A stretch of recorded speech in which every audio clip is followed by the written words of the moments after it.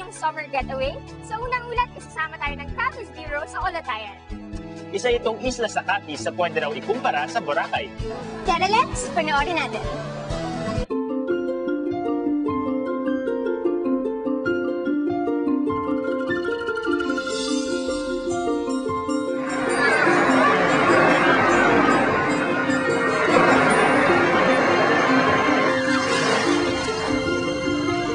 Gusto niyo bang pumunta sa beach, katulad ng Boracay? Pero yung walang maraming tao, walang malalaking gusali, at ang tanging mga libangan ay ang likas na kagandahan ng isla? Tara na! Kaming bahala sa inyo!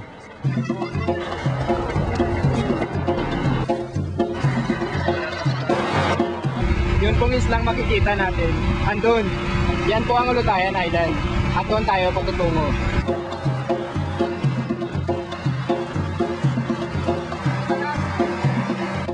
Pagkatapos ng 15 minutong paglalakbay mula sa Roxas City, ay narating namin ang Olatayan Island. Ayon sa alamat, ang Olatayan ay galing sa mga salitang ulo at tiyan. Ang isla raw ay ang ulo at tiyan ng dalawang higanting nag-away at nagkaputol-putol ang katawan.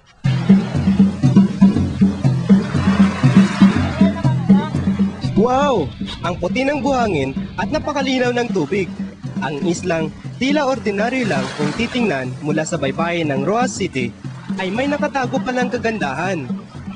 Dahil dito ay nagsusumikap ang ilang mga local officials at mga non-government organizations na paunlarin ito at gawing pangunahing tourist destination sa probinsya. With the pristine waters, no, white sand natin, ang laking bagay nito. But not only that, the potential sa diving na naman, no, diving spots. So, ang daming corals pa dito na dapat i-preserve natin. So, those are the main things na gusto natin ipakita sa kanila, na the island has good diving spots, and at the same time, good for swimming, good for family time.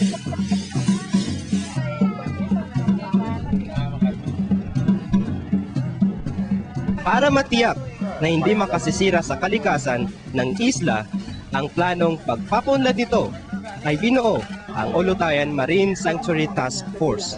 Yung concept is yung island na to maging future parang diving paradise, and hindi siya magiging katulad ng ibang islands na parang masyadong commercialized. Ito, yung gagawin namin dito, i-maintain namin kung yung pristine ng island, yung serenity niya, where the tourists can come over and relax.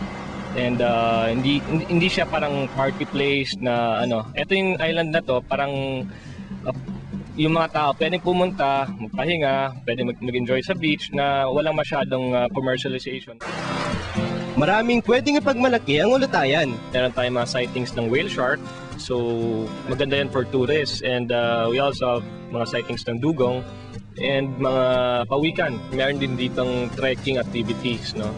Maganda yung mountains natin. We have virgin forest, no, untouched. So pwede natin explore yon, and yung mga visitors and tourists can camp sa mga bundok and can trek. Ayon pa kay Del Rosario, nagsagawa na sila ng study tour sa Apo Island sa Negros Oriental. Pinag-aralan nila ang mga ginawang pagpapaunlad doon para may sagawa din ang mga ito sa Olatayan. Tinitiyak naman daw ng lokal na pamahalaan na ang mga naninirahan dito ang unang matutulungan ng proyektong ito. Because this is a barangay, no, of the city of Roxas. Marami talaga dito nangingisda. Yun lang ang pangkabuhayan nila, ang pangingisda. Kasi yun nga, ang reklamo nila, ang konti lang ng kinikita nila. So marami tayong mga ibibigay na alternative livelihood for them once na maging tourism spot na to.